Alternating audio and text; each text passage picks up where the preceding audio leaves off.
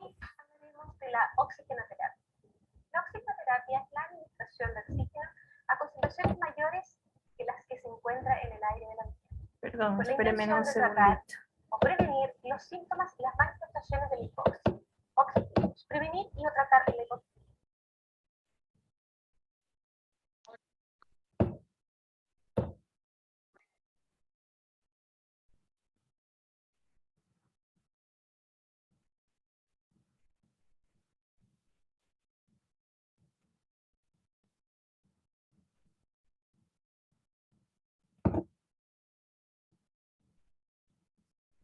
Para la realización de la oxigenoterapia con dispositivos de alto flujo, es necesario contar con los mismos equipos o materiales que para ¿Sí están la observando? realización de la oxigenoterapia de bajo ¿No? flujo, es decir, una bandeja, No, Lisa Paulinita.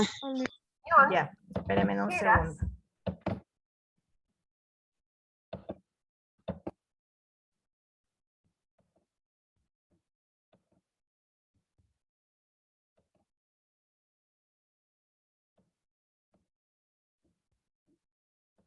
Ahí. Para la realización de la oxigenoterapia Ahí sí está bien, Lisa Paulinita. de bajo flujo, es necesario contar con los mismos equipos o materiales que para la realización de la oxigenoterapia de bajo flujo, es decir, una bandeja con riñón, tijeras, el dispositivo de alto flujo a realizar, en este caso una mascarilla, guantes de procedimiento por si es necesario realizar una aseo cavidades previamente, pórulas con alcohol, tacho de desechos. Y además el frasco humidificador que ya está cargado con agua biodestilada previamente. Hoy lo realizamos en el momento de hacer el procedimiento. Una vez que completamos la realización o el equipo completo, vamos al paciente o a la persona atendida a explicarle el procedimiento y obviamente identificamos que sea la persona a la cual realizaremos el procedimiento. Importante verificar las indicaciones médicas para confirmar el flujo de oxígeno al cual tendremos que administrarle a la persona. Preparamos entonces el dispositivo y para la preparación tenemos que considerar que tenemos dos opciones. Una opción es, según la cantidad de flujo o de FiO2, administrar según la condición del paciente y obviamente según la indicación médica. Las opciones son las siguientes: la tapita blanca, que nos da la opción, de administrar un flujo desde una FiO2 de 35%, administrando a 9 litros por minuto, 40%, que corresponde a 12 litros por minuto en el flujómetro, y hasta 50% de FiO2 con 15 litros por minuto. Esa es la opción con tapa blanca, es decir, cuando administramos oxígenos a mayores concentraciones. Pero también lo podemos hacer con la tapita verde, ¿cierto? Donde aplicamos oxígeno desde un 24% de FiO2 a 3 litros por minuto, 6% también a 3 litros por minuto, 28 a 6 litros por minuto y hasta 30% también a 6 litros por minuto. Una vez que decidamos la FiO2 según indicación médica, colocamos, en este caso, suponiendo que es una FiO2 del 35%, lo colocamos con la flecha hacia la FiO2 indicada, lo conectamos a la mascarilla,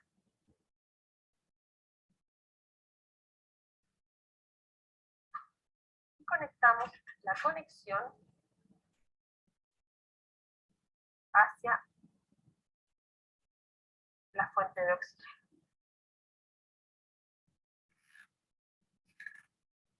Y colocamos los litros, en este caso, corresponde a 9 litros por minuto.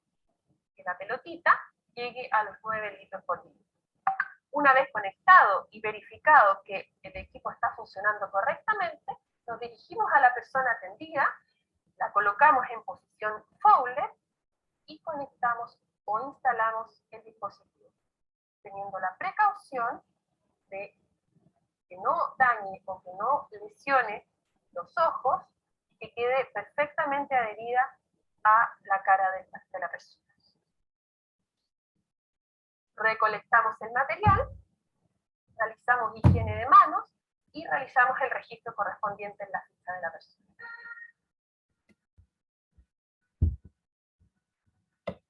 Muy bien, como ustedes pueden ver,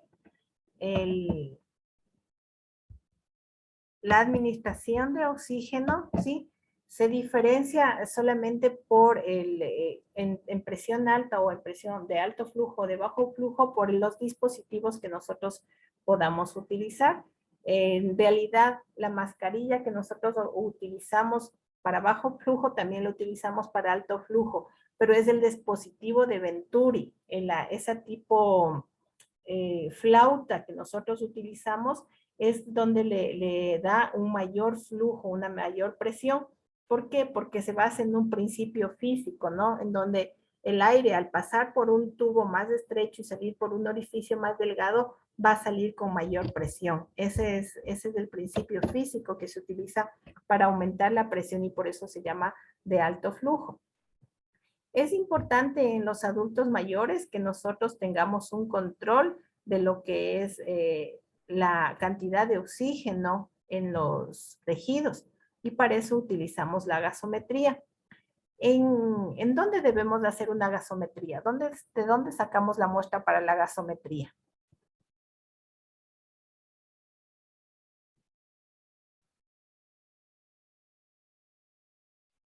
¿En la sangre? Sí, pero ¿de qué tipo de sangre?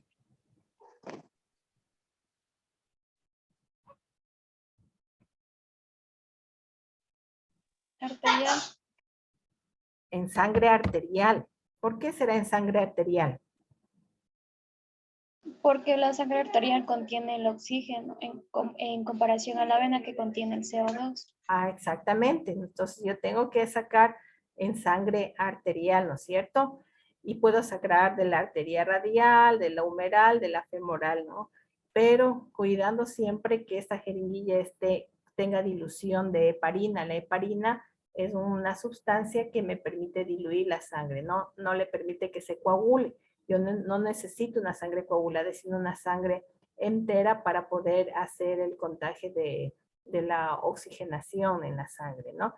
Y este control debe ser periódico para ver cómo está el tratamiento de la oxigenoterapia. Si nosotros quisiéramos hacer una medición de la cantidad de oxígeno en los tejidos, ¿qué otro procedimiento podríamos utilizar? ¿Perdón? ¿El saturador? La saturación de oxígeno en los tejidos a través del saturador. Ese es un procedimiento mucho más fácil, menos invasivo. No va a ser tan preciso, pero sí vamos a tener unos resultados eficientes para poder determinar si un adulto mayor está saturando adecuadamente, ¿no? Entonces, recuerden siempre que los valores normales de una gasometría arterial en un adulto mayor debe estar la presión parcial de oxígeno entre 80 y 100 milímetros de mercurio. Esa es la presión normal. Y la saturación en tejidos tiene que ser entre 95 y 100% de saturación. Siempre controlando los niveles, ¿no? Como ustedes ya han podido observar en su práctica o en las diferentes instituciones, hay diferentes dispositivos para administrar oxígeno. Tenemos bombas de oxígeno, puede haber concentradores de oxígeno fijos y portátiles, oxígenos líquidos, que todos cumplen la misma función, ¿no? Al final, todos nos van a permitir administrar oxígeno. Por ejemplo, en los laboratorios de ustedes en el instituto van a ver concentradores de oxígenos portátiles que me permiten hacer la terapia de oxigenación, pero también me permite hacer nebulizaciones. Entonces, vamos a ver en este video que les puse aquí a continuación algunas alternativas que hay en el mercado para administrar oxígeno, dependiendo también de la condición del adulto mayor. Entonces, veamos qué alternativas tenemos.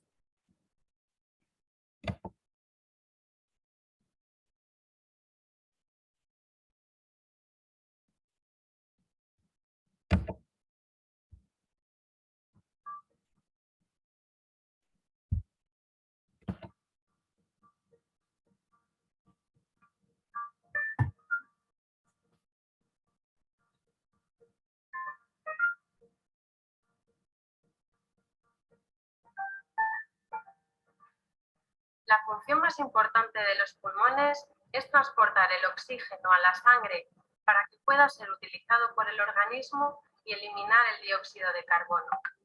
Hay enfermedades pulmonares que conducen a que el pulmón no pueda cumplir bien con dicha función. A esta falta de oxígeno en sangre se le denomina insuficiencia respiratoria. En ocasiones, la insuficiencia respiratoria tiene un carácter crónico. Entre las enfermedades pulmonares que conllevan a esta situación se encuentra la enfermedad pulmonar obstructiva crónica, también denominada EPOC. La oxigenoterapia continua ha demostrado en estos pacientes ser muy eficaz, debido a que mejorará la calidad de vida del paciente, mejorará la tolerancia al esfuerzo e incrementará la supervivencia. La indicación del tratamiento con oxígeno la determina el médico a través de una prueba en sangre que se denomina gasometría arterial. Una vez diagnosticado la insuficiencia respiratoria, su médico le indicará el tratamiento con oxígeno, informándole de las distintas formas de administración. Este tratamiento se realiza en el propio domicilio del paciente. Si usted tiene que administrarse el oxígeno, tiene que tener en cuenta las siguientes consideraciones. El oxígeno debe administrarse más de 16 horas al día, incluidas las horas de sueño y cuando realiza esfuerzos. Es aconsejable no permanecer más de 3 horas sin oxígeno. Que por debajo de ese tiempo no se consiguen los beneficios que se esperan y que algunas personas prefieren sentir una cierta sensación de agobio al tener que permanecer durante tanto tiempo próximas a la fuente de oxígeno.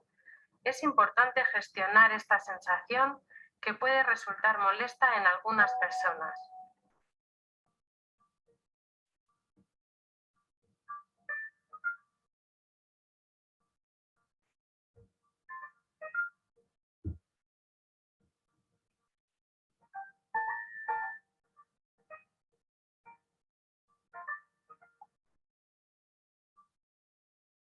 En esta modalidad de tratamiento, el oxígeno se almacena dentro de unas botellas de acero de gran tamaño y peso, lo que hace difícil que se pueda manejar dentro del domicilio y tenga que permanecer en un sitio fijo. Consta de un regulador que nos marcará el flujo de salida, un manómetro que nos indicará la cantidad de producto que tiene la botella y un sistema de alargos y de cánulas para trasladar el oxígeno hasta el paciente. Cuando abrimos la botella, la presión en 200 bares nos indica que la botella está llena. A medida que vayamos consumiendo oxígeno, la ruleta irá descendiendo. Es importante que antes de que se agote la botella, avisemos a la empresa suministradora. Los concentradores de oxígeno son aparatos eléctricos que pueden proporcionar oxígeno de manera ilimitada, al ser capaces de extraerlo del aire ambiente. Constan de un botón de encendido y de parado, un flujómetro con el que podemos regular la cantidad de oxígeno marcado por el médico y un filtro externo que debe ser retirado y lavado una vez a la semana para que el oxígeno sea lo más limpio posible. Es la modalidad de tratamiento más empleada, ya que dispone de ruedas para movilización dentro del domicilio. Y lo que es cierto que un concentrador de oxígeno debe ir acompañado de una botella de oxígeno por si acaso la máquina falla o se nos corta la corriente eléctrica. En este sistema de administración, el oxígeno se transporta en estado líquido. Para ello utilizamos en casa estas nodrizas donde traemos el oxígeno. Y luego aparte tendríamos que añadir una mochila portátil para la evacuación.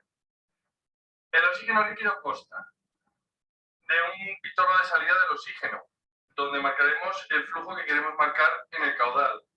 Un botoncito en el que nos va a indicar la cantidad de producto que tiene el depósito.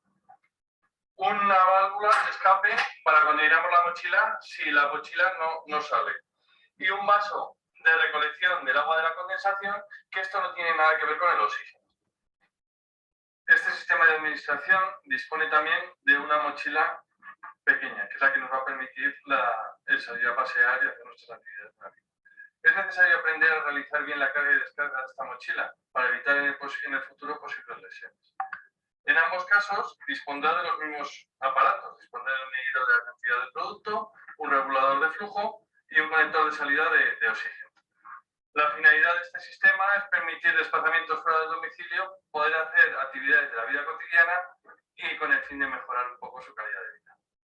Para hacer el llenado de la mochila, tendremos que tener en cuenta dónde están los rácaros de nuestro equipo, que serán los que tengamos que poner en contacto para hacer el llenado.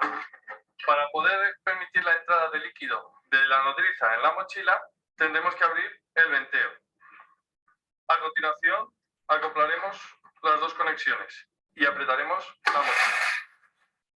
Una vez acabado el llenado, habrá que esperar un segundo a que se estabilice el producto y deje de salir un poquito por abajo. Y hay que tener cuidado de no tocar las conexiones que están congeladas y pueden producir las quemaduras. Otro sistema de administración de oxígeno son los concentradores portátiles. Son equipos eléctricos que van a permitir al paciente con capacidad de moverse utilizar oxígeno fuera de su domicilio. Esto lo vamos a conseguir a través de los concentradores portátiles o de las mochilas de oxígeno líquido.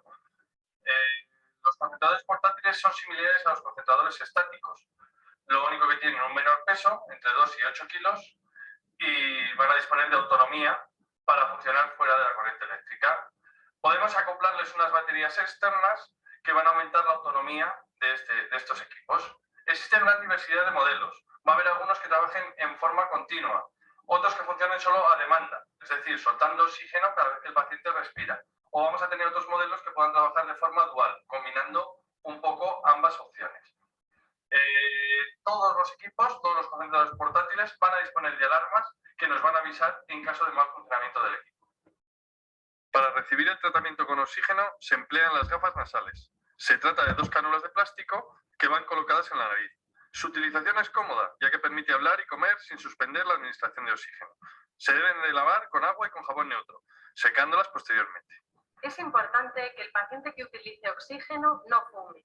No utilice productos grasos tipo cremas o vaselinas en dichos dispositivos. No modifique el flujo de oxígeno indicado por el médico. Mantenga adecuadamente la habitación bien ventilada. Recuerde que lo más importante es que la oxigenoterapia continua domiciliaria ayudará a los pacientes a mejorar en su calidad de vida, mejorará su tolerancia al esfuerzo y vivirá más tiempo.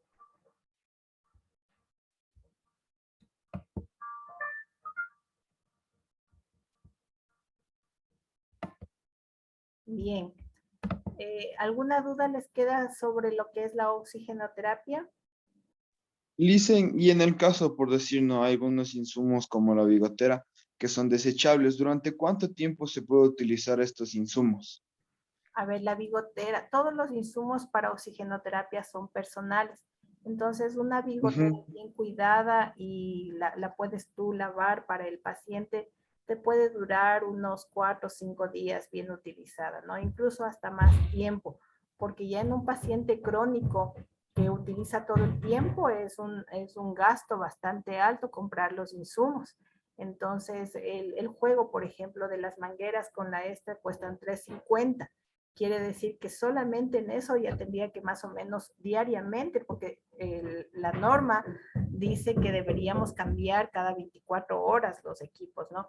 Pero la parte económica es preponderante en un paciente. Entonces, un paciente debería tener mínimo $4 para cambiar el equipo diariamente, y eso a veces es imposible en los adultos mayores.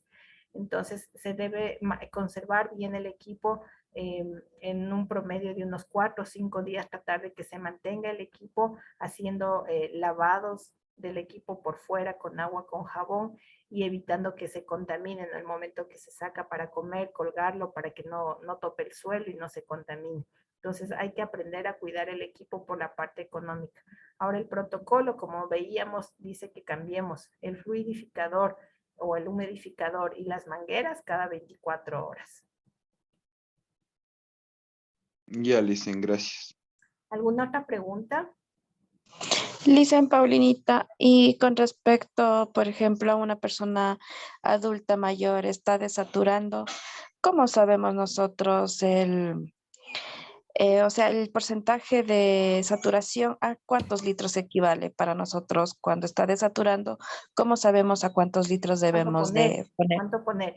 Ya, nosotros podemos tener la potestad para rápido conectarnos, ¿cierto? Si yo veo que el paciente está desaturando, está bajo los 90, llega a 80, eso ya es una desaturación, una hipoxia bastante severa. Entonces, ¿qué es lo que tengo que hacer? No puedo esperar a que llegue ese momento el médico si yo dispongo del oxígeno. Entonces lo que voy a hacer es aplicar el oxígeno, por lo menos ponerle a unos 4 o 5 litros hasta que yo logre estabilizar la saturación, es decir, hasta que yo logre subir la saturación. Si es que puedes, ponle a 6 litros por minuto y vuélvele a tomar en unos 10 minutos, en unos 5 minutos nuevamente la saturación, y si ves que se ha elevado la saturación, entonces puedes bajar la cantidad de oxígeno, ¿no? Para ver cómo reacciona el paciente, hasta que el médico le vea o hasta que se nivele, si es un paciente domiciliario, por ejemplo, hasta que se nivele y veas que la saturación ha bajado. Entonces puedo ahí yo bajar la dosis de oxígeno, pero hay que rápido corregir la desaturación, es decir, rápido aplicar cantidad de oxígeno para que los tejidos vuelvan a recuperarse. Ya, Lisa, muchas gracias. Siempre controlando, ¿no? Siempre controlando los niveles. Y para controlar no se subía de a poquito porque como sabemos que nuestro saturador solo satura hasta 90%, no se debe subir de a pocas cantidades. No, si la desaturación es grave, tienes que rápido darle el aporte de saturación. ¿Por qué? Pues llegan solo hasta 90, si llegan hasta 100 los saturadores. Si llegan los saturadores hasta 100. O sea, decía si sobresaturamos al paciente. Ah, O sea, ya. Si tú, ¿cómo sabemos si está sobresaturado? Allá. Para saber si está sobresaturado, el paciente también se va a entrar en una taquicardia, ¿sí? Entonces va a tener signos de intoxicación, va a estar en una taquicardia, va a tener inquietud, no va a resistir el oxígeno, ¿sí? Entonces, no, ahí tendríamos nosotros que bajar la dosis, ¿no? Bajar la dosis para ver cómo reacciona y bajar los niveles de saturación. Pero te da los signos, ¿sí? Puede haber también cuando hay una sobresaturación, pero ya así bastante marcada, el oxígeno sale al espacio entre el pulmón, a la pleura, digamos, a la pleura, y se forma, si ustedes pueden ver, y una vez vi en un paciente una especie como de ampolla, tú pasas la mano y suena como papel, así, como esto suena. Pero aquí en el tórax, quiere decir que ha habido una sobresaturación y que el oxígeno salió al espacio, ¿no? Entonces, podríamos hablar de un neumotórax, por ejemplo, ¿no? Un escape, pero el neumotórax es el pinchazo de la pleura para que salga el oxígeno. Aquí es la concentración, demasiada concentración de oxígeno, entonces te da estas crepitancias así, ¿no? Una vez yo valoré a un paciente así que había tenido mucho oxígeno, entonces ahí se requiere tratamiento, sacar el oxígeno para que no afecte las estructuras. Pero no es muy generalizado, ¿no? Que una persona se intoxique con el oxígeno. O sea, sería que recibió cantidades así inmensas para llegar a una intoxicación, una sobresaturación. ¿Alguna otra pregunta? Shadem. Shaden. ¿No? Sí, Lice. ¿Querías preguntar algo? No, Lice. Ya, entonces vamos a continuar con nuestras exposiciones, ¿no? A ver, vamos a ver entonces, vimos ya lo que es la oxigenoterapia. Vamos a ver en el adulto mayor la alimentación, que ya hemos hablado, nos hablaron varios compañeros al respecto, pero vamos a ver algunos asuntos, ¿no? Algunos tips sobre la alimentación. A ver, voy a pedir si alguien me ayuda a leer, por favor. Ya, Lisa. A ver, el objetivo de una adecuada alimentación en la persona adulta mayor es mantener un óptimo estado de salud que permita El objetivo de una... las necesidades nutricionales para evitar deficiencias, mantener el adecuado peso corporal, retardar la ocurrencia o progresión de enfermedades relacionadas con nutrición y evitar la ingesta excesiva de algunos nutrientes. Ya, entonces vamos a tener, gracias, mija, varios objetivos, ¿no? no solamente mantener una buena nutrición, sino también evitar algunas complicaciones como la desnutrición o el consumo excesivo de algunos alimentos. ¿Qué debe comer el adulto mayor? ¿Sí? En general, el adulto mayor debe comer todos los grupos de alimentos, los cereales. Un ejemplo de cereal, si alguien me da, por favor. El trigo. El trigo, ¿no es cierto? Las leguminosas, las verduras harinosas, ¿sí? Frutas, vegetales, proteínas, sobre todo proteínas blancas como el pollo, el pavo, el pescado, y grasas saludables. Entre las grasas saludables están las grasas vegetales. Y entre las grasas vegetales la mejor es el aguacate, ¿sí? Porque esa se digiere con mayor facilidad y no está causándonos daño ni atrofia a nivel de las venas y de las arterias. En discrepancia a lo que ustedes presentaron en los trabajos, yo mantengo, debido a la información científica y a la experiencia, que el adulto mayor no debe consumir lácteos, ¿no? Se debe reducir la cantidad de lácteos y si es posible eliminar los lácteos, porque los lácteos enteros, como la leche, tienen mucha grasa y les dificulta la digestión del adulto mayor. Tampoco se debe permitir el consumo de harinas demasiado procesadas. El pan blanco, por ejemplo, es una harina muy procesada que no tiene fibra. Por lo tanto, lo único que va a hacer es engordarle, pero no alimentarle. Y el consumo de carnes rojas y embutidos. Las carnes rojas, debido a que su degradación es demasiado lenta, sumado a la lentitud que tiene el adulto mayor, pues se va a constipar fácilmente, ¿no? Y los embutidos, debido a las altas concentraciones de sal que tiene. Si un adulto mayor tiene presión alta y le damos embutidos, pues su situación se va a agravar. Entonces hay que evitar esos alimentos.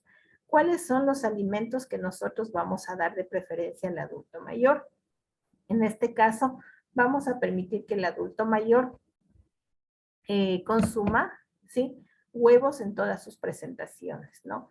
La condición es que el adulto mayor o todas las personas deberíamos consumir huevos perfectamente cocidos para evitar los virus que vienen en los huevos.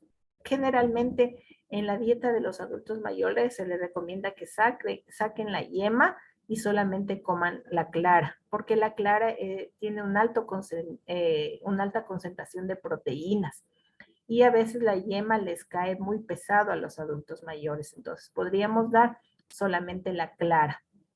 Es importante también que nosotros introduzcamos dentro de las dietas carnes blancas, como les decía, como el pescado, siempre y cuando no esté frito, ¿no es cierto? Sino más bien estofado o a la parrilla o pollo, que son carnes blancas más suaves, más digeribles, que nos permiten tener una mejor alimentación y una buena sopa de pollo, ¿no? Que a los adultos mayores generalmente les gusta mucho. Aquí viene una pregunta para ustedes. ¿Cómo deberíamos proceder en el momento de alimentar al adulto mayor? ¿Alguien ha tenido una experiencia? ¿Quiere contar cómo hace o cómo ha hecho para alimentar a un adulto mayor? Primero, por ejemplo, en los centros geriátricos iba a la movilización a las mesitas, ¿no? Y de ahí trataba de explicarles, o sea, qué vamos a comer y algunos teníamos que hacerlo en forma de señas, no de forma brusca. Y en algunas personas que no podían alimentarse por sí solas, teníamos que quedarnos al lado y darle de a poquito, esperando a que le acabe de masticar. Ya, perfecto. Sí, hay algunas técnicas, pero vamos a precisar aquí cómo debemos dar la alimentación a un adulto mayor que es dependiente nuestro, ¿no? Entonces vamos a ver. Igual tenemos 7 minutos para esta presentación. Salimos igual y volvemos a ingresar, por favor.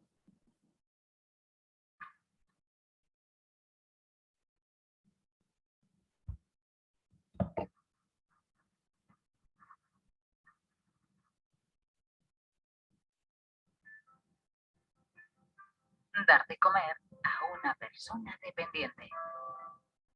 En este vídeo os presentamos los consejos básicos para aquel cuidador que debe dar de comer a una persona dependiente.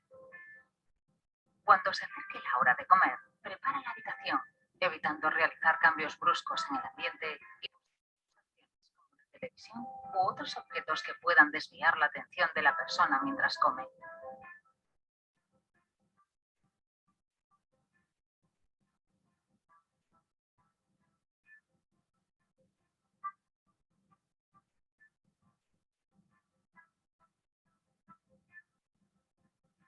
Una vez esté todo preparado, avisa a la persona dependiente que ya es hora de comer. Asegúrate que está limpia y cómoda. En caso contrario, realiza la higiene necesaria. Si la condición física de la persona lo permite, la sentaremos en una silla o sillón para darle de comer. Si no puede hacerlo por sí misma, limpia sus manos y realiza la higiene bucal.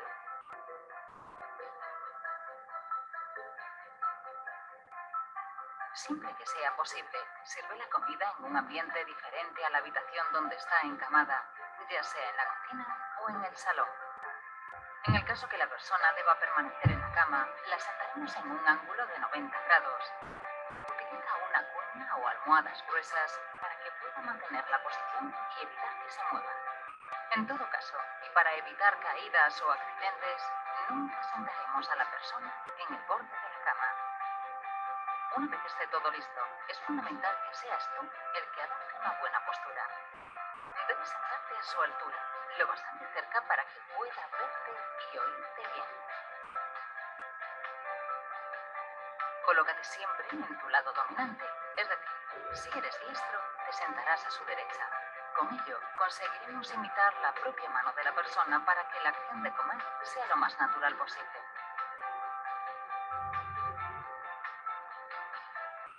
Reclama la atención de la persona para que se fije en ti. Comprueba que el alimento no esté demasiado caliente y procura que los bocados sean pequeños. Debes alternar la comida con pequeños tragos de agua y comprobar que la persona ha tragado el alimento antes de seguir con el próximo bocado.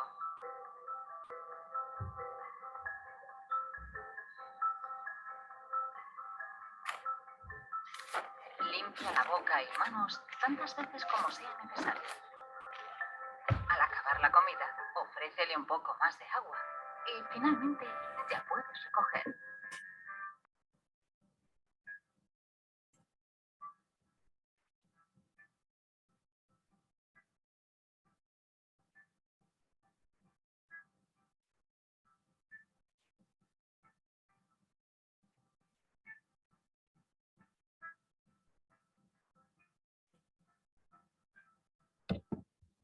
Miren aquí qué acciones son importantes. Primero, lo más importante que vi en el video es la postura que se pone al momento de darle los alimentos, ¿no?